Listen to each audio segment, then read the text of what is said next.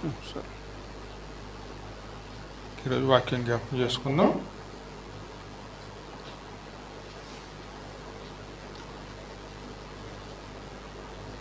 యోహాను రాసిన మొదటి పత్రికలు మొదటి అధ్యాయంలో 4వ వచనం జ్ఞాపకం చేసుకుందాం. 4 నుంచి 9 వచనాలు.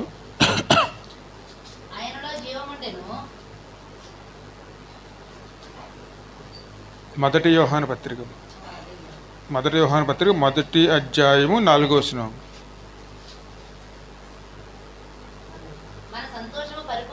మన సంతోషం పరిపూర్ణమగుటకై మేమీ సంగతులను వ్రాయిస్తున్నాము. మేము ఆయన వలన విని మీకు ప్రకటించు వర్తమానమేమనగా, దేవుడు వెలుగై ఉన్నాడు, ఆయన యందు చీకటి ఎంత మాత్రమును లేదు, ఆయనతో కూడా సహవాసము గలవారమని చెప్పుకొని చీకటిలో నడిచిన ఎడల మనం అబద్ధమాడుచు సత్యమును జరిగింపకుందుము. అయితే ఆయన వెలుగులో నున్న ప్రకారము మనమును వెలుగులో నడిచిన ఎడల మనము అన్యోన్య సహవాసము గలవారమై ఉందుము. అప్పుడు ఆయన కుమారుడైన యేసు రక్తము ప్రతి పాపము నుండి మనలను పవిత్రులుగా చెయ్యును. మనం పాపము లేని వారమని చెప్పుకుని ఎడల మనల్ని మనమే మోసపుచ్చుకోము, మరియు మనలో సత్యం ఉండదు. మన పాపములను మనం ఒప్పుకుని ఎడల ఆయన నమ్మదగిన వాడును నీతిమంతుడును గనుక ఆయన మన పాపములు క్షమించి సమస్త దుర్నీతి నుండి మనలను పవిత్రులుగా చెయ్యును. మనము పాపము చేయలేదని చెప్పుకుని ఎడల ఆయనను అబద్ధికునిగా చేయవారగుదుము, ఆయన వాక్యము మనలో ఉండదు. హల్లెలూయా. దేవుడు ఏమన్నారండి? వెలుగై ఉన్నారండి. మనందరూ కూడా సంతోషంతో సమాధానంగా జీవితాన్ని మనం అనుభవించాలంటే మొట్టమొదటి ఏం చేయాలండి? ఆ వెలుగులో ఆయన సహవాసంలో జీవించేవారునే ఉండాలి. ఎందుకంటే ఆయన వెలుగై ఉన్న దేవుడండి. ఆయన పరమ సత్యవంతుడు, అత్యంత పరిశుద్ధుడండి. ఆయనలో చీకటి లేదు. ఆయన ఎప్పుడు కూడా వెలుగు అంటే ఏమిటి? ఈ లోక సూర్యచంద్రులు కాదండి, ఆధ్యాత్మికమైనటువంటి వెలుగండి. ఆ వెలుగులో నిలవగలిగిన వారు ఎవరు లేరండి. అసలు అంతటి అమూల్యమైన వెలుగు కలిగిన వారు ఆయన. ఆయన తేజోమహిమను చూడగలిగిన వారు ఈ లోకంలో ఎవరు లేరు. దేవుడిని చూసి జీవించిన వారు ఇంతవరకు కూడా ఎవరు లేరండి. అటువంటి ఆధ్యాత్మికమైనటువంటి తేజోమయుడైనటువంటి దేవుని కుమారుడుగా ఈ లోకానికైనా అనుగ్రహించారండి. మరి ఆయన గురించి మనం తెలుసుకుని ఆయన సహవాసంతో నడుచుకునే వారిని ఉండాలి. అందుకే ఈయన రాస్తున్నారు. యోహాను ఎవరు? ఆయన దగ్గర అత్యంత ప్రియమైనటువంటి ఆయనతో సహవాసం చేసినటువంటి ప్రియ శిష్యుడండి. ఆయనే రాస్తున్నారు. ఏమని రాస్తున్నారు? మన సంతోషము పరిపూర్ణమగుటకై మీ సంగతులను వ్రాయిస్తున్నాము. ఎందుకంటే సంతోషం, సమాధానం పరిపూర్ణంగా అనుభవిస్తున్నవారు ఈ లోకంలో ఎంతమంది ఉన్నారండి? ఎక్కడో కానీ కనపడరండి. ఎందుకంటే సంతోషం అనుకుంటా. ఆ సంతోషం కోసం ఏం చేస్తాం? మనం ఎంతో సమయాన్ని కూడా వ్యయపరుచుకుంటాం, ఎంతో ధనాన్ని వ్యయపరుచుకుంటాం. కానీ అక్కడ ఆ సంతోషం, సమాధానం అది ఎప్పుడు ఉంటుందో మనలోనూ ఉండదండి. దేవుని సహవాసంతో వచ్చే సంతోషం వేరు, లోక సహవాసంతో వచ్చే సంతోషం వేరండి. దేవునిలో మనం నిలిస్తేనే ఆ సంతోషం నిత్యము నిలిచి ఉంటుందండి. అది పొందుకోవటానికి ప్రయాసపడే మార్గం మనకి దేవుడు మనకు అనుగ్రహిస్తున్నారు అన్నమాట. ఆ మార్గం ఏమిటి? ఆయనతో సహవాసం చేస్తూ, ఆయన వెలుగులో మనం నడుస్తూ, ఆయన చిత్త ప్రకారం జీవించి ఉన్నప్పుడే పరమ సంతోషముగా జీవించగలిగిన వారమే ఉంటామండి. ఎందుకంటే ఆయన అందరికీ కావాలి. ముఖ్యంగా ఎవరికి కావాలి అంటే మత్తయి సువార్త చూడము 4వ అధ్యాయంలో 16వ వచనం, 16-17 వచనాలు.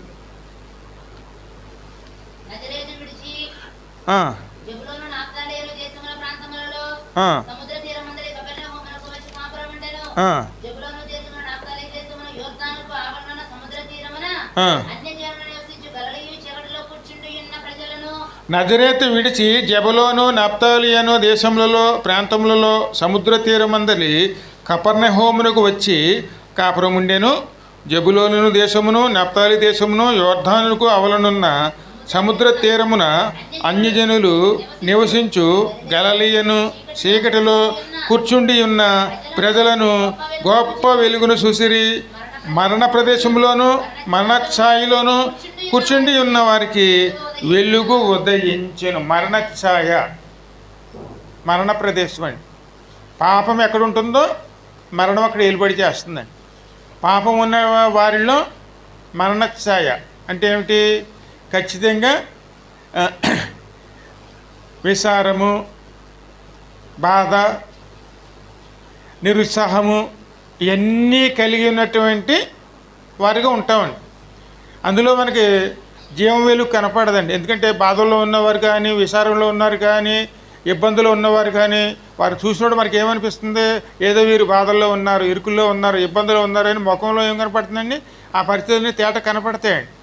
అందుకే మన ఈ లోకంలో మనం ఏ స్థితిలో ఉన్నామండి? మరణఛాయలో జీవిస్తున్న వారిగా. ఎందుకంటే మరణం కలిగినటువంటి ప్రదేశంలో నివసిస్తున్న వారిగా. దేవుని వెలుగు లేని చోట మరణం వెలుబడి చేస్తుందండి.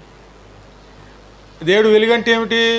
ఆయన పరిశుద్ధత, ఆయనలో పాపము లేదు, ఆయనలో ఏ దోషము లేదండి. ఆయన మనల్ని పిలుస్తున్నారు, ఆయన సహవాసానికి పిలుస్తున్నారండి. ఆయనతో ఎందుకు సహవాసం చేయాలి మనం? ఈ పాపాన్ని విడిచిపెట్టడానికి. దేవునితో సహవాసం చేసామనుకోండి, 6 నెలలు సహవాసం చేస్తే ఏమవుతారండి? వారే వీరవుతారండి. అందుకే మనల్ని తన వైపు తిప్పుకుని తనలాగా చేయటానికి, ఆయన పరిశుద్ధతను మనకు అనుగ్రహించడానికి ఆయన ఎక్కడికి వచ్చారండి? మరణఛాయలో ఉన్న ప్రదేశానికి వచ్చారండి. ఆ ప్రదేశం ఎటువంటిది? మరణము గల ప్రదేశం అండి. అంత విచారంతో ఉన్నదే. అక్కడ ఎటువంటి సంతోషం వెలుబడి చేయదండి. మన డబ్బులు కొనుక్కున్నా సరే ఆ సంతోషం కూడా ఎక్కువ మనం నిలవదు. రాత్రి అంత మనకి రాత్రి తెల్లారి వరకు కూడా ఎలాగుంటుంది? బాధ, ఇరుకులు, ఇబ్బందులు, సమస్యలతోనే ఉంటామండి. అటువంటి వారికి కొత్త జీవితాన్ని ఇవ్వటానికే దేవుడి లోకానికి అనుగ్రహించబడ్డారు. అందుకు మనం చేయవలసింది ఏమిటి? సహవాసం. ఏ సహవాసం చేస్తున్నామా? మన పాపంతో సహవాసం చేస్తున్నామా, లేకపోతే పరిశుద్ధత కలిగినటువంటి దేవుని కుమారునితో మనం సహవాసం చేస్తున్నామా అనేది ఆత్మవిమర్శ అండి. అది జరిగించుకుంటున్న వారినే ఉండాలి. కనుక ప్రభు ఎవరికి కావాలి? మన అందరికీ కావాల్సిన వారేనండి. ఇంకా ముందు చదివితే చూడండి, యోహాను సువార్త 12వ అధ్యాయంలో 36వ వచనం. యోహాను సువార్త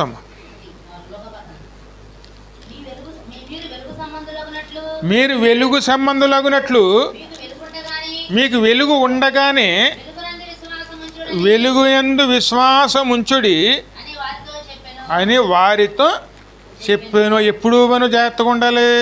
మనకి వెలుగు ఉంది, ఆయన ఏమిటో మనకు తెలిసి ఉన్నప్పుడు, వెలుగు ఉన్నప్పుడే వెలుగులు నడవడానికి ప్రయాసపడేవారమే ఉండాలి. ఎక్కడ నడవాలి మనం?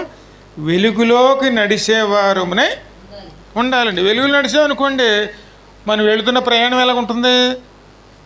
మీరు వెలుగు సంబంధులు అగునట్లు మీకు వెలుగుండగానే వెలుగునందు విశ్వాసం ఉంచడని వారితో చెప్పాను. వెలుగు ఉండగానే విశ్వాసంతోనూ ఆయనతో కలిసి ప్రయాణం చేసేవారే ఉండాలి. మనకు వెలుగు ఉంది, ఆ వెలుగుని ఇవ్వడానికి వచ్చారు ఆయన. ఆ వాక్యం తెలుసు మనకి, ఎందుకంటే ఆయనే బోధిస్తున్నారు కాబట్టి, ఆయనే మనం నడిపించారు కాబట్టి, ఆయన మనం విమోహించారు కాబట్టి ఆ వెలుగు మనలోకి వచ్చినప్పుడు మనం ఏం చేయాలండి? విశ్వసించాలి. విశ్వసించి నమ్మకంతో కలిసి ఆయనతో ప్రయాణం చేసేవారునే ఉండాలి. ప్రయాణం చేసేవనుకోండి జీవితం మారుతుందండి. మన విశ్వాసం లేకపోతే ఆయనతో నడుస్తున్నా సరే మనం పరలోకం చేరలేము. ఎందుకంటే కానానికి వెళ్తానికి వాళ్ళు విడిపించబడ్డారు, విశ్వాసంతో వాళ్ళు నడుస్తాను ఒప్పుకున్నారు. కానీ దేవునితో నడుస్తున్నారు. పగలు మేఘస్తంభంగా ఉన్నారు, రాత్రి అగ్నిస్తంభంగా ఉన్నారు. ఆయనే నడిపించారు, ఎన్నో గొప్ప కార్యాలు చేశారు. కార్యాలు జరిగించే కొలది వాళ్ళ విశ్వాసం పెరగాలి. కానీ వారి విశ్వాసం పెరగకుండా ఏమైందండి? ఇంకనూ అనుమానంతో, సందేహాలతోనూ దేవునితో ప్రయాణం చేస్తున్న సమస్య వచ్చిన వల్ల సణుక్కున్నారు. ప్రతి సమస్యలోనూ దేవుడిని శోధించారండి, సేవకుడిని శోధించారు, ఆఖరికి దేవుడిని శోధించారండి. వెలుగు సంబంధంగా వెలుగులో నడవలసిన వారు కేవలం వారు ఏ స్థితిలో ఉన్నారండి? కేవలం దేవునితో నమ్మకం నడవలసిన వారు సందేహం అనేటువంటి చీకట్లో పడి ఏ చిన్న శోధన వచ్చినా సరే ఆ శోధనలో నిలిచి ఉండి ఆ చీకట్లో నడవడానికి ప్రయత్నం చేశారు, కానీ వెలుగులో నడవడానికి ప్రయత్నం చేశారండి. ఆయన ఉన్నారు, కానీ ఉన్నారనే విశ్వాసంతో వారు నడవగలిగారా? ఏ చిన్న శోధన వచ్చినా సరే చీకట్లోకి వెళ్ళడానికి ప్రయత్నం చేశారు, కానీ వెలుగులో ఆయన ద్వారా నడవడానికి ఎంత మాత్రం ప్రయత్నం చేయలేదండి. మనలో వెలుగు ఉన్నప్పుడు ఏం చేసుకోవాలి? సద్వినియోగం చేసుకున్నాం అనుకోండి, వాళ్ళు కానాన్ని చేరే విధంగా మనం కూడా పరలోకం చేరుతామని. కానీ మనం మాట కానీ శోధిస్తూ ఉన్నామంటే, విశ్వాసం లేని వారికి ఉంటే, అదిగే నేను ఎంతకాలం నేను మీతో ఉండుతును ఆ మాట కూడా ఆయన అంటే, విశ్వాసంతో ముందుకు వెలుడి, ఇంకా నేను ఎంతకాలం నేను మీతో ఉంటాను. ఎందుకంటే పేతురు అన్నాడు చూడండి, అయ్యా నువ్వే అయితే నేను నడుస్తాను అన్నాడు. నువ్వే సముద్రం నడుస్తున్నప్పుడు చూసినప్పుడు ఆయన అంటాడు మరి వాళ్ళందరూ దెయ్యం అని చెప్పి మూల కూర్చుంటారు. వాళ్ళు మూల కూర్చున్నప్పుడు ఆయన అంటారు, అయ్యా నేనే, మీరు భయపడకుండా అన్నప్పుడు, అయ్యా నీవే అయితే నీ వద్దకు నేను నడిచినట్లుగా నన్ను ఆదేశింపమన్నారు. అలాగే నీ చిత్తపైగా నడవమన్నారు. ఆయన ఒక 4 అడుగులు నడవగలిగాడు. నడిచి ఆ సమయం సముద్రం ఎలాగున్నది? నెమ్మది లేదండి, అలలు ఎక్కువగా ఉన్నాయి, గాలి ఎక్కువగా ఉన్నది. అలలతోనూ గాలిలతో నిండి ఉన్నప్పుడు ఆ పరిస్థితిని చూశాడు. కానీ తన ముందు నడుస్తుంచి వస్తున్నటువంటి యేసేని చూడలేకపోయాడు. పరిస్థితిని చూశాడు, కానీ ముందుగానే ఆయన యేసేని చూసి నీ దగ్గర నడిచి వస్తా అన్నాడు. ఆయన బలపరచడానికి దేవుడు అలాగే కానిమ్మన్నాడు. కానీ ఈయన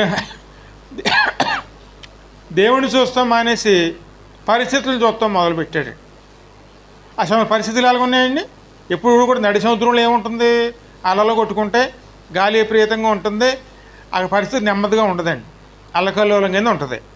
కానీ ఆ సమయంలో ఎవరిని చూడాలి? దేవుడిని చూడాలి.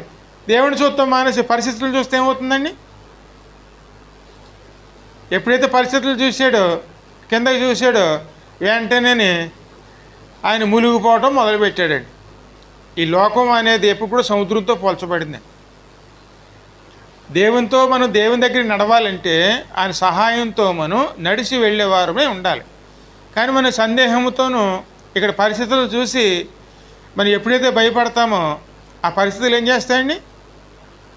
ఖచ్చితంగా మనం అనుకున్నట్టుగానే ఖచ్చితంగా మునిగిపోతాయండి. అయ్యో మునిగిపోతాం అనుకుంటే అడిగేయగానే మునిగిపోతామండి. కానీ ఆయన వైపు విశ్వాసం చూస్తే, ఆయన వైపు చూసి 4 అడుగులు నడవగలిగిన వాడు ఇంకో 4 అడుగులు వేయలేడండి, వేస్తాడు. కానీ మనలో ఏమొచ్చింది? సందేహం అండి. అయ్యో ఈ పరిస్థితులు చూస్తే ఎలా దారుణంగా ఉన్నాయి, అని చూస్తే ఇంకా దూరంగా ఉన్నాడు, నేను వెళ్ళగలనా? ఇదే పరిస్థితుల్లో మనం పడితే ఆ వెలుగు ఉన్నా సరే వెలుగును చూడడం, కానీ మన పక్కన ఉన్న ఆవరించిన చీకటిని చూస్తామండి. అటుగా మనం ఏం భయపడుతున్నామో అదే మన జీవితంలో జరుగుతుందండి. ఇది చాలా అనుభవాలు అందరికీ వస్తాయండి. మనం ఏమనుకుంటున్నామో అదే జరుగుతుందండి. కానీ ముందు మనం అనుకున్నది అది కాదండి. ఖచ్చితంగా మనం దేవుళ్ళు పొందుకోగలుగుతాం, నమ్మకంతో ఉంటాం. కానీ ముందుకు వెళ్ళి కొలితే మనలో వచ్చే అనుమానం ఏం చేస్తుందండి? దేవుని కార్యాలని జరగకుండా చేస్తుందండి. ఆ వెలుగున్నప్పుడు ఏం చేయాలి? మనం వెలుగు సహాయంతో ముందు మన ప్రయాణాన్ని ఖచ్చితంగా తుదిముట్టించేవారునే ఉండాలి. పేతురు అలాగే వెళ్ళాడు, మునిగిపోతున్నాడు. ఇప్పుడు కేకలేస్తున్నాడు, ప్రభువా నువ్వు నన్ను రక్షించు అని. అప్పుడు అంటాడు, అల్ప విశ్వాసి, నేను నీతో ఎంతకాలం ఉండుతును.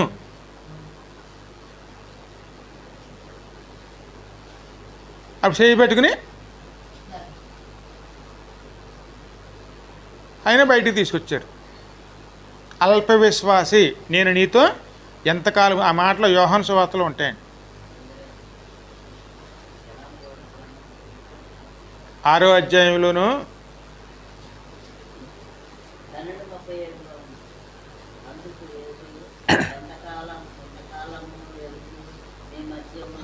ఒక నిమిషం, ఇంకా అవసరం లేదులే, అందరికి తెలిసిన వాక్యం అది. ఎందుకంటే మనం దేవునితో నడుస్తున్నాం. దేవునితో నడుస్తున్నప్పుడు మనలో ఏముండాలండి? పరిపూర్ణమైన విశ్వాసం. దేవుడు ఉన్న చోట ఏముంటుంది? వెలుగే ఉంటుంది, చీకటి ఉండదు. చీకటి లేనప్పుడు మనం తడబడవలసిన అవసరం లేదండి. కానీ తడబాటు ఎందుకు వస్తుంది? ఎందుకు అనుమానం వస్తుందో మనలోను? అంటే ఇంకా మనం పరిపూర్ణంగా దేవుని మీద ఆనుకోలేదని అర్థం అండి. ఆ సంగతి మనకు తెలిసి ఉండి కూడాను దాన్ని దేవుని సరి చేసుకోకపోతే మనలో ఉన్నటువంటి అవిశ్వాసం పాపంలో మారుతుందండి. ఆ పాపం ఏం చేస్తుంది? అలా పరిపక్వమయ్యి మరణాన్ని తీసుకెళ్ళిపోతుందండి. సరే, మనం ఖచ్చితంగా ఎవరి మీద అనుకోవాలి? దేవుని మీద అనుకోవాలి. అనుకున్నాం అనుకోండి, పేతురికి ఎలాగైతే సహాయం చేశారో మనకు కూడా అలాగే సహాయం చేస్తారండి. ఎవరో పరిపూర్ణలు ఎవరో లేరండి ఈ లోకంలో. ఎవరో కూడాను ఈ లోకంలోనూ పరిపూర్ణంగా నడిచి జయించిన వాళ్ళు ఎవరు లేరు. దేవుని సహాయం లేకుండా నడిచి జయించేవారు ఎవరు లేరండి. ఎప్పుడైనా మన తొట్టిల్లు వచ్చినప్పుడు దేవుని సహాయంతో మనం దాన్ని సరి చేసుకుంటూ దేవునితో నడిచేవారునే ఉండాలండి. కానీ పేతుల్లో గుణం ఉంది. ఎప్పుడు తనకు అసాధ్యమైందనుకోండి, వెంటనే తన తప్పును ఒప్పుకుంటాడండి. వెంటనే ఒప్పుకుని ఏం చేస్తాడు? మళ్ళీ దేవుని సహాయం తీసుకుంటాడు. అసలు దేవుడు మందలించవచ్చు, కానీ సహాయం చేయకుండా ఉంటాడా?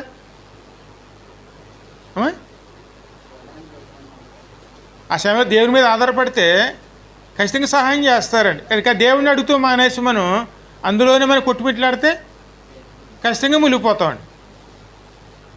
అందుకే మనం దేవుని సహాయం తీసుకునేవారునే ఉండాలి. ఎక్కడైతే మనం ఈ విషయాలు తొట్టిల్లుతున్నామో, ఎక్కడైతే మునిగిపోతున్నామో అక్కడ దేవుని సహాయంతో మనం దాన్ని దాటుకుని బయటకు వచ్చేవారునే ఉండాలి. ఆయన వెలుగు, సందేహపడవలసిన అవసరం లేదండి. ఆయన సహవాసంతో మనం ఉన్నామంటే సందేహాలతో మనం వెళ్ళవలసిన అవసరం లేదండి. ధైర్యంగా వెళ్ళాలి, ముందు చూపుతో వెళ్ళాలి, ఆయనతో ప్రయాణం చేసేవారునే ఉండాలండి.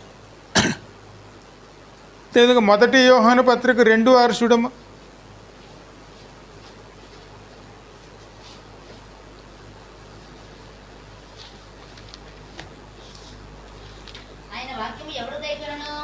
ఆయన వాక్యం ఎవరు గైకొనునో వానిలో దేవుని ప్రేమ నిజముగా పరిపూర్ణమా. ఎవరు ఆయన మీద అనుకుంటారో, ఎవరిని ఆయన ప్రేమిస్తారో వానిలో ఏముంటుందండి? ఖచ్చితంగా దేవుని ప్రేమ ఉంటుందండి. ఖచ్చితంగా ఆయన మీద అనుకుంటాడు. ఆయన మీద విశ్వాసం ఉంటుంది. ప్రేమ లేని చోట విశ్వాసం ఉండదండి. దేవుని ప్రేమించకుండా దేవుని మాటకు లోబడిని దేవుని యందు భయభక్తి లేని వాడిలోనూ దేవుని మీద విశ్వాసం ఉండదండి.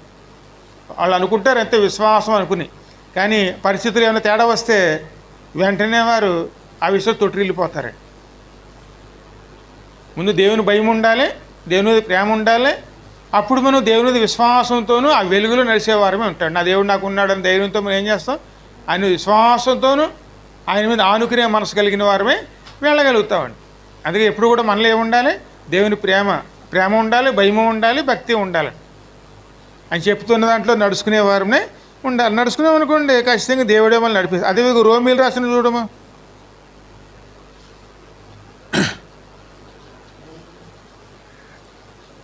రోమీలు 13వ అధ్యాయం 7-12 వచనాలు.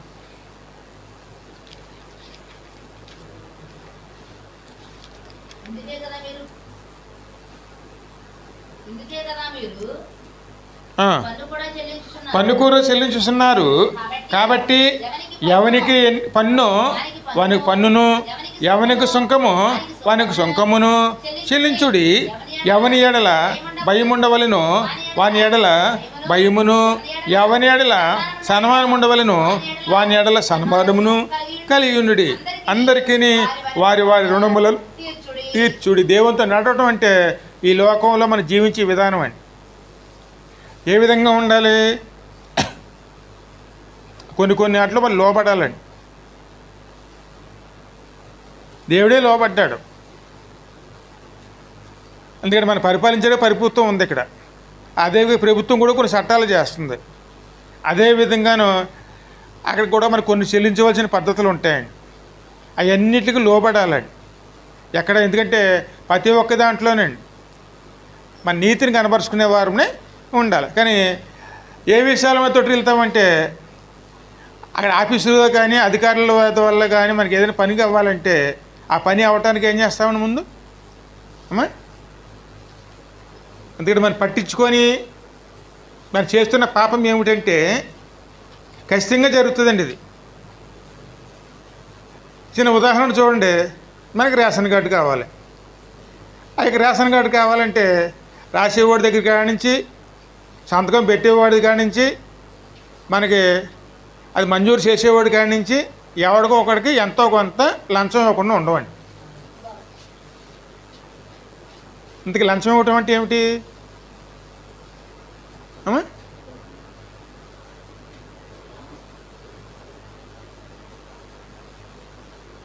ఆ విషయాలు ఖచ్చితంగా చేస్తాం కదండి.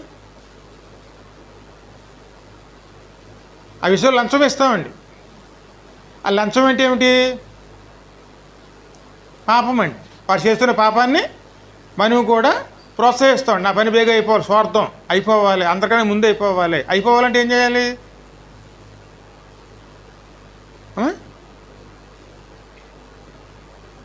ఖచ్చితంగా లంచం ఇస్తాం. అదేవిధంగా పన్నులు కట్టి కాడ, అదేవిధంగా సుంకాలు కట్టి కాడ, అదేవిధంగా ఏమైనా విషయం అన్ని విషయాల్లో కానండి ఏం చేస్తాం? అది తగ్గాలంటే వాళ్ళకి ఎంతో కొంత లంచం ఇవ్వాలంటే ఖచ్చితంగా ఇస్తామండి. అవన్నీ కూడా మనం ఏమనుకుంటాం? కనీసం పాపంగా అంచుకుంటామా? ఆఖరి బస్ టికెట్లు అయినా సరే ఆయన వచ్చి టికెట్ తీసుకుని ఇవ్వలేదనుకోండి, బాగా ఇవ్వలేదు కదా పర్లేదు వచ్చేస్తాం. అదే పాపం ఎక్కడ ఉంటుంది?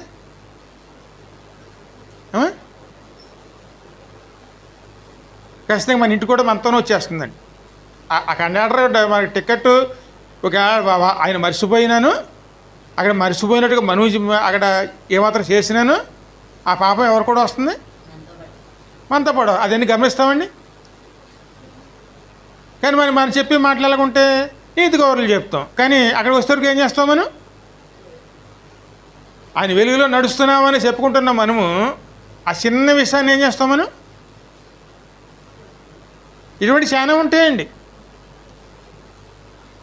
ఒకవేళ ఆయన మర్చిపోయాడా కాకేసి అమ్మ ఇదిగో ఇంకా రాలేదు మీరు తీసుకోండి మీరు దిగిపోతామని ఆ చేతిలో పెట్టేసామనుకోండి, చీకటి మన దగ్గర రాదండి.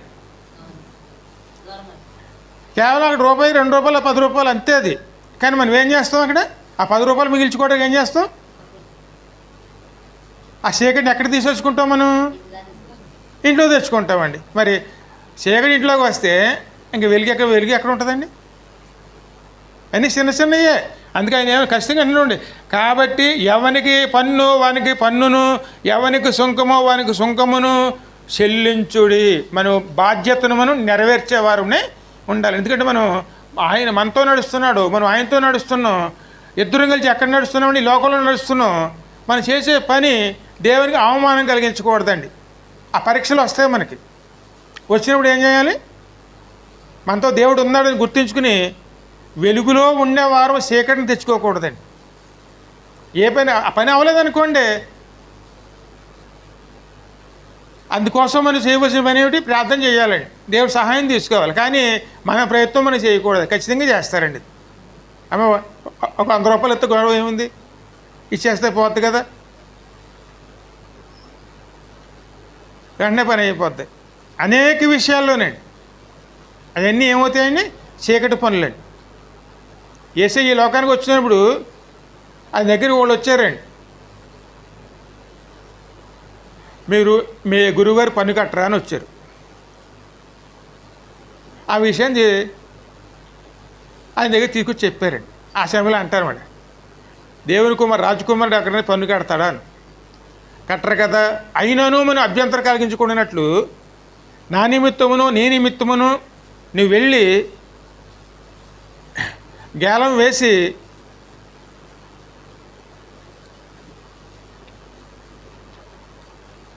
నదిలో గేలం వేయము.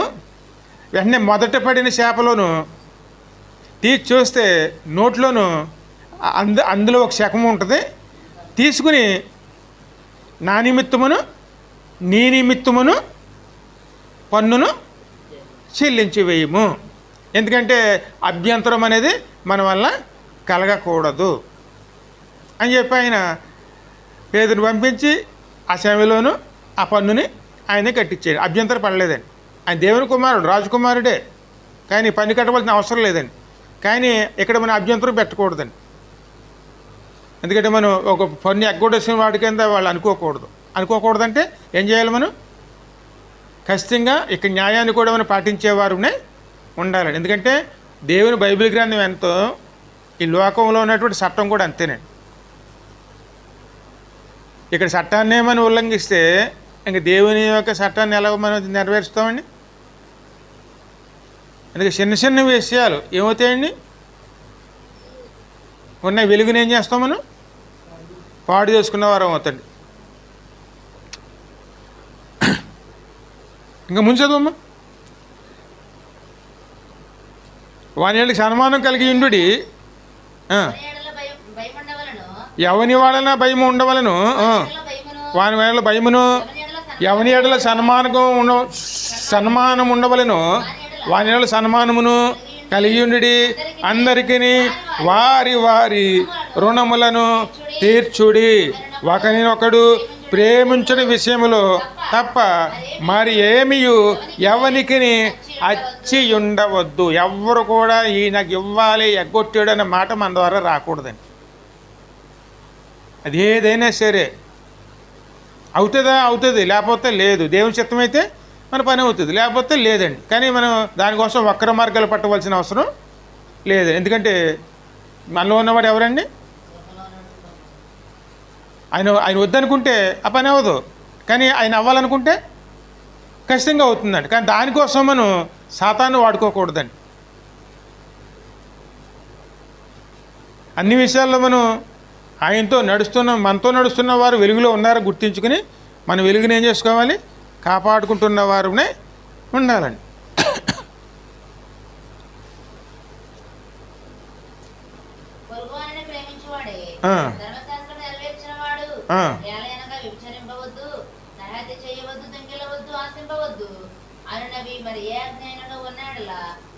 అది నిన్ను వలె నీ పొరుగువాడిని ప్రేమింపవలెను అన్నీ అందులోనే ఉన్నాయండి. అదేవిధంగా మరొక చోట చూడండి, 2 కొరింథీయులు 4:4 చూడండి.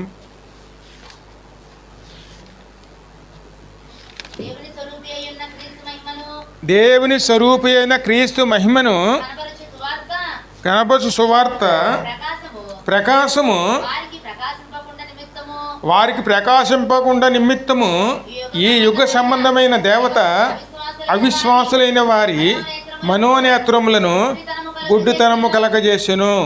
అంధకారములో నుండి వెలుగు ప్రకాశించును గాక అని పలికిన దేవుడే తన మహిమను గూర్చిన జ్ఞానము యేసుక్రీస్తునందు వెల్లడిపరచుటకు మా హృదయంలో ప్రకాశించిన కనుక మేము మమ్మల్ని గూర్చి ప్రకటించుకోలేదు, కానీ క్రీస్తు యేసుని గూర్చి ఆయన ప్రభువనియు మమ్మను గూర్చి యేసు నిమిత్తము మీ పరిశాఖను ప్రకటిస్తున్నాం. ఎందుకంటే కొంతమందికి మనోనేత్రం ముయ్యబడి ఉంటాయండి.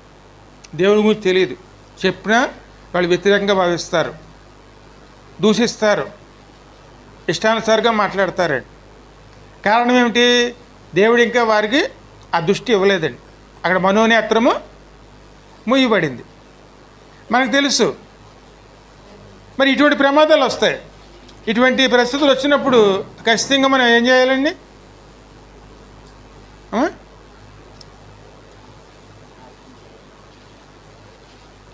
ఎందుకంటే చాలా మందికి ఇంకా మనోనేత్రం తెరవబడి ఉండదండి. మనం ఎంత చెప్పినా దేవుని గురించి అర్థం అవుదండి. దేవుడు ఆకాశం ఇచ్చేవారికి ఏం చేయాలి?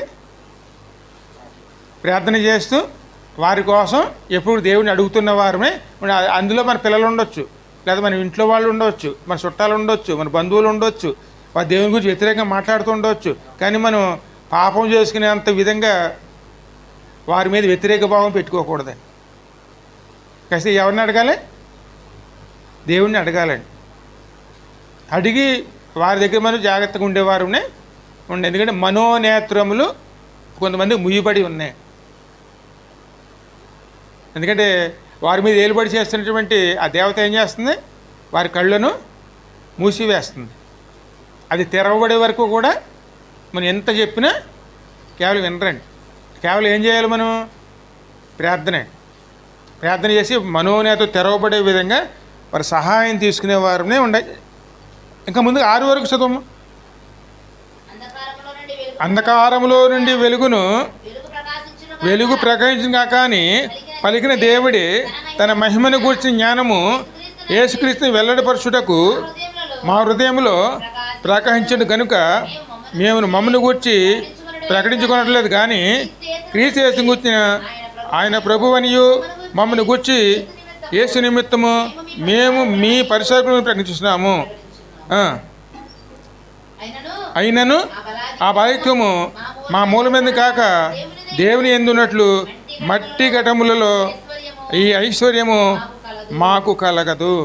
మాకు ఎటుపోయినను శ్రమపడుచున్నాను, ఇరికిపడినవారు కాము, అపాయములోనున్నాను, కేవలం ఉపాయం లేని వారు. ఎందుకంటే మనతో మంది ఎవరున్నారండి? మన నడిపిస్తున్న దేవుడు ఉన్నాడు. ఎందుకంటే మన పక్కన చాలా చీకటి ప్రదేశాలు ఉన్నాయి. అంధకారంలో ఉన్నవాళ్ళు చాలామంది ఉన్నారు. మనోనేతను తెరవబడిన వారు తెరవబడని వారు కూడా చాలామంది ఉన్నారు అన్ని విషయాల్లోనూ. ఎందుకంటే దేవుడు వెలుగై ఉన్నాడు, మనతో నడుస్తూ వెలుగై ఉన్నారు. ఆ వెలుగులో నడుస్తున్న మనము వెలుగు సంబంధులుగాను ఆయనతో నడుస్తూ ఉన్నవారమే ఉండాలి. ఆయన కనబరుచుకుంటున్న వారమే అదేవిధంగా 2 కొరింథీయులు 6వ అధ్యాయం చూడండి, 14 నుంచి 18 వరకును.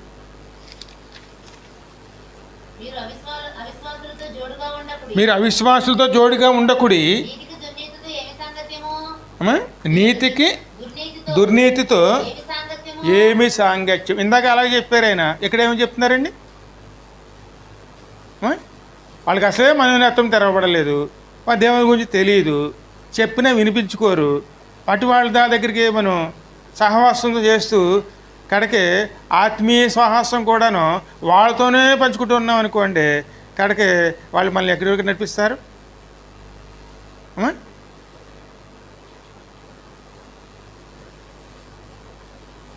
అమ్మ పర్లేదు కదమ్మా, ఇక్కడ కాకపోతే కొద్దిగా దూరం కూర్చోండి, ఆ పనులు మేము చేసేసుకుంటాం అని చెప్పి ఏం చేస్తారు? పక్కన కూర్చోబెడతారు. కానీ మనం అక్కడికి వచ్చింది ఏ ఉద్దేశంతో వచ్చాం? మనం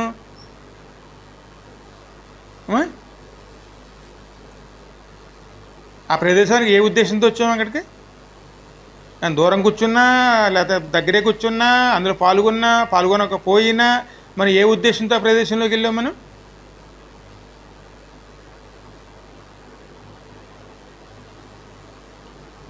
ఇటువంటివన్నీ కూడా చీకటిలో తీసుకెళ్తాయి. అందుకే ఎప్పుడు అవిశ్వాసులతో ఎప్పుడూ కూడా మనం జోడుగా ఉండకూడదు. ఎందుకంటే మన వెలుగులో ఉన్నవారు, వెలుగుతో ఉన్నవారు చీకటితో ఉన్నవారితో ఇటువంటి స్నేహాలు చేస్తే 6 నెలలు ఏమైపోతారండి? వీరే వారైపోతారండి. వారే వీరవటం కాదండి, వీరే వారైపోతారండి. ఎందుకంటే ఈ లోకంలో ఉన్న విషయాల్లో స్నేహం చేస్తే చేయొచ్చేమో, కానీ ఆధ్యాత్మిక విషయాల్లో మాత్రం అసలు దానికి అవకాశం ఇవ్వకూడదండి. వారికి మన దేవుడి గురించి తెలియదు, వాళ్ళకి ఏమాత్రం పరిచయం లేదండి. అటువంటి వాళ్ళతో మనం దేవుని విషయాల్లో మనము కూడా వాళ్ళతో పంచుకుంటూ ఉంటే, వాళ్ళతో నడుస్తూ ఉంటే రేపు వద్దని కడక మళ్ళీ ఎక్కడికి తీసుకెళ్తారు? ఇవన్నీ కూడా దేంతో వస్తాయి? అన్ని చీకట్లో తీసుకెళ్తాయండి. ఎందుకంటే ఆధ్యాత్మిక విషయాల్లో ఎప్పుడు కూడా మనం జాగ్రత్తగా ఉండాలి. 18 వరకు చదువు.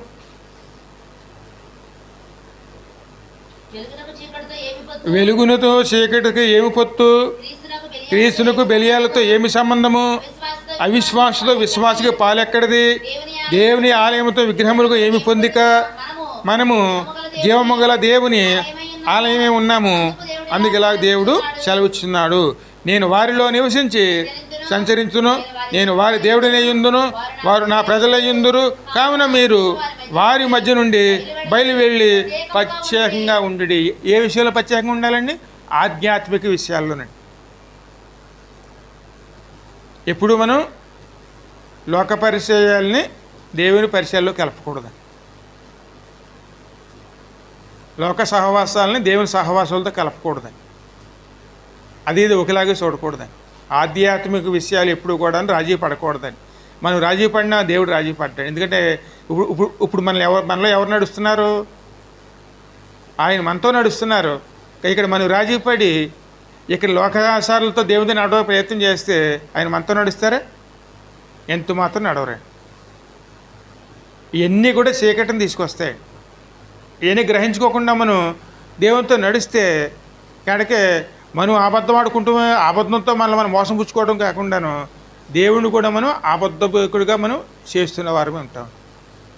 అదే మాట ఇంతక ఆయన అంటున్నారు, ఆయనతో అన్యోన్య సహవాసం చేస్తున్న వారని మనం అనుకుంటూనే మనం ఇంకనూ చీకట్లో నడిస్తే ఏమవుతుందండి?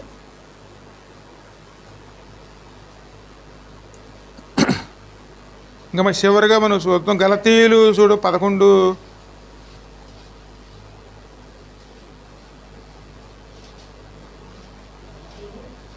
ఒక్క నిమిషం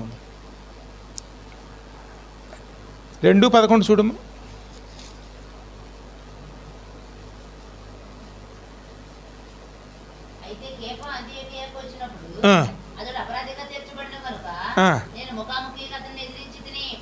ఎందుకంటే ఇక్కడ చిన్న సంఘటన జరిగిందండి. పేతురు దేవునితో అనుబంధం కలిగిన వాడే, ఎంతో సహవాసం చేసిన వాడే, గొప్ప సేవకుడు. ఆయన ఒకసారి ఆ ఊళ్ళో ఉన్నాడండి. ఆ ఊళ్ళో ఒక చోట విందు భోజనం జరుగుతుంది. అనేక మందిని పిలిచారు. పేతురు, కేఫ, ఇంకా చాలామంది వీళ్ళందరూ కూడా భోజనానికి వెళ్ళారండి. యోహాను అందరూ వీళ్ళందరూ వెళ్ళినప్పుడు అక్కడ భోజనాలు జరుగుతూ ఉన్నాయండి. అనేక మంది పంతులు కూర్చున్నారు. ఆ సమయంలోనూ యోహాను కూడా అక్కడ కూర్చున్నాడు. అక్కడికి వచ్చాడు. వచ్చినప్పుడు యెరూషలేము పట్టణం యాకోబు సంఘంలోంచి ఒక వ్యక్తి వచ్చారండి. ఆ రోజుల్లో యాకోబు సంఘాలన్నిటికీ నాయకుడు. అక్కడి నుంచి వచ్చాడని వీళ్ళు చూసేటప్పటికి సరిగ్గా అక్కడికి వచ్చేటప్పటికి వీళ్ళు ఎక్కడున్నారు? పేతురు వీళ్ళందరూ భోజనాలు కూర్చున్నారు. చుట్టూ ఎవరున్నారు? అన్యులేనండి. మొత్తం అంతాను ఆ పక్కన అన్యులే. అక్కడ ఎదురుకుండా వస్తున్నారు. చూసిన వెంటనే గబగబా లేచిపోయి అక్కడి నుంచి దూరంగాను అక్కడ ఉన్నటువంటి తోటి సంఘస్థుల పక్కన నుంచున్నాడండి. ఇవన్నీ ఎవరు చూస్తున్నారు? యోహాను చూస్తున్నాడు. ఆయన రాకమునిపై ఎక్కడ కూర్చున్నాడు? ఈ భోజనాల్లో కూర్చున్నాడు. ఆయన మొత్తం చూసి ఏం చేశాడు? ఆయన అక్కడి నుంచి లెగిసిపోయి అక్కడ ఉన్న తోటి సంఘర్షణ దగ్గరికి వెళ్ళి అక్కడ నుంచున్నాడండి. ఏమీ ఎరగనట్లుగాను ఎన్ని చూస్తున్నాడు. ఎన్ని చూస్తున్నాడు మాట్లాడిన మాటేనండి. ఎందుకంటే నీకు ఇష్టమైన తిన్నావు, నమ్మకంగా తిను, కానీ అక్కడ ఎవరిని మోసం చేద్దామని చెప్పి ఆయన ప్రయత్నం అండి. అక్కడ యాకోబు గురించి మాట్లాడదండి. దేవుణ్ణి మోసం చేస్తున్నావు నువ్వు.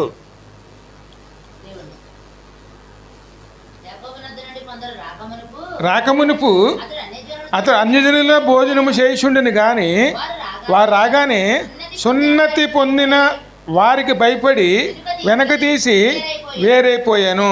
తక్కిన యూదులను అతనితో కలిసి మాయావ్యాసం వేసుకుని. ఎందుకంటే వాళ్ళందరూ ఏం చేశారు? వాళ్ళు వస్తున్నారు, వీళ్ళందరూ లేచి అక్కడి నుంచి దూరంగా నుంచున్నారు, మాకు సంబంధం లేనట్లుగా. కానీ అక్కడ కొంతమంది రక్షణ పొందుకునే వారు ఉన్నారు. వాళ్ళని ఎందుకంటే వాళ్ళు వస్తున్నప్పుడు వీళ్ళ ద్వారా మళ్ళీ అక్కడ మీదుగా మాట్లాడాలని చెప్పి, ఎందుకంటే వాళ్ళు భయపడి అక్కడి నుంచి తప్పుకుని దూరంగా, అది మాయావేషము అంటే నీతి మందులు కనబరుచుకోవాలని ఏం చేశారు? అక్కడ దూరంగా వెళ్ళి నిలబడ్డారు. ఈ మాట ఎవరు అడుగుతున్నారు? యోహాను అడుగుతున్నాడు. ఇంకా చదువమ్మా. మాయావేషం వేసుకున్నది గనుక బర్నబాతో కూడా వారి వేషధారణ చేత మోసపోయెను. వారు సువార్త సత్యము చొప్పున క్రమముగా నడుచుకొనకపోవడం చూసి నేను చూసినప్పుడు అందరి ఎదుట కెపాతం ఎవరో, ఆ మాటకి అర్థం ఏంటండి? అందరూ చూస్తున్న కెప అంటే ఎవరు? పేతురండి. ఆ పేతురితో ఏమంటున్నాడు ఆయన? నేను చెప్పినది ఏమనగా నీవు యూదుడివై ఉండి యూదుల వలె కాక అన్యజనుల వలె ప్రవర్తించుచుండగా అన్యజనులు యూదుల వలె ప్రవర్తించవలనని ఎందుకు బలవంతం చేస్తున్నావు? ఎందుకంటే మనమేమో అన్యుల్లా ప్రవర్తిస్తూ అన్యులేమో దేవుని బిడ్డలుగా ప్రవర్తించాలని కోరుకుంటాం. ఎంతవరకు సమంజసం అండి? మన చీకట్లో నడుస్తూనే కానీ వారిని వెలుగులోకి రమ్మంటే అది ఎంతవరకు సమంజసం?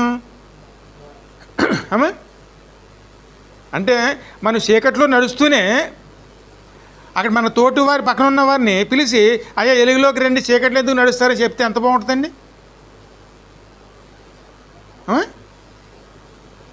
ఆ సమయంలో మనం ఎలా కనపడతాం లోకానికి? వేషధారులండి. అందుకే చాలామంది ఏమంటారు, చేతిలో బైబిల్ ఉంటుంది కానీ ఉపయోగం లేదండి. ఆ సమయంలో ఎవరిని దూషిస్తారండి? దేవుణ్ణి అండి. ఈ విషయాలు చీకటి సంబంధించిన విషయాలండి, అవి మనం గుర్తించలేం. ఎందుకంటే చిన్న చిన్న పనులు అటువంటి పరిస్థితులు వస్తాయి. ఎందుకంటే మనకు వాళ్ళ బంధువులు అవ్వచ్చు. కానీ ఆ సమయంలో కనుక మన సంఘంలో ఉన్న వాళ్ళు ఎవరు రక్షణ ముదుకొని ఆ పక్క వచ్చారనుకోండి, వాళ్ళు చూసి ఏమనుకుంటారు, ఏం చేస్తామని గబుక్కుని అక్కడిని తప్పుకుని ఏమేరంటే పక్క నుంచి ఉంటామండి.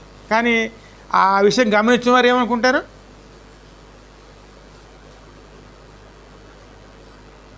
అవన్నీ చీకటి అండి. అందుకే వాటికి ఎంత దూరంలో ఉండాలి మనం? బంధువులైనా స్నేహితులైనా ఏం చేయాలి మనం?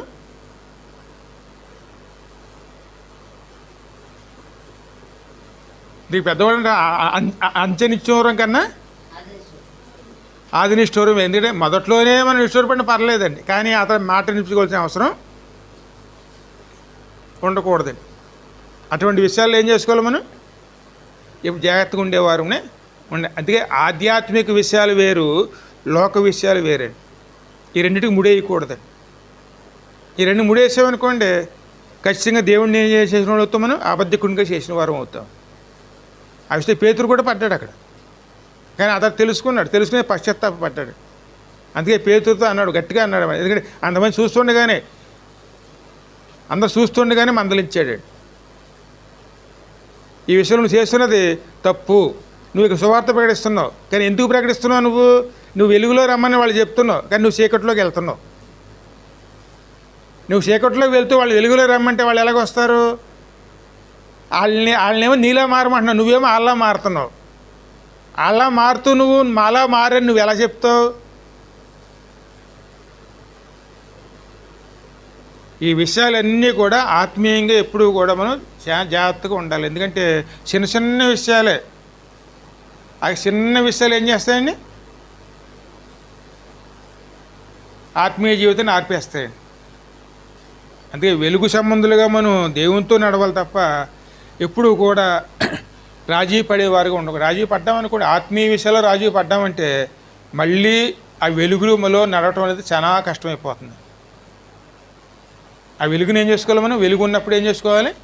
జాగ్రత్త పడి మంచి మార్గం ఎన్నుకునే వారునే ఉండి అక్కడ రాజీ పడ్డామనుకోండి, ఒక్క క్షణం కనుక మనం మార్గం తప్పామనుకోండి మళ్ళీ వెనక్కి రావటం జరగదండి.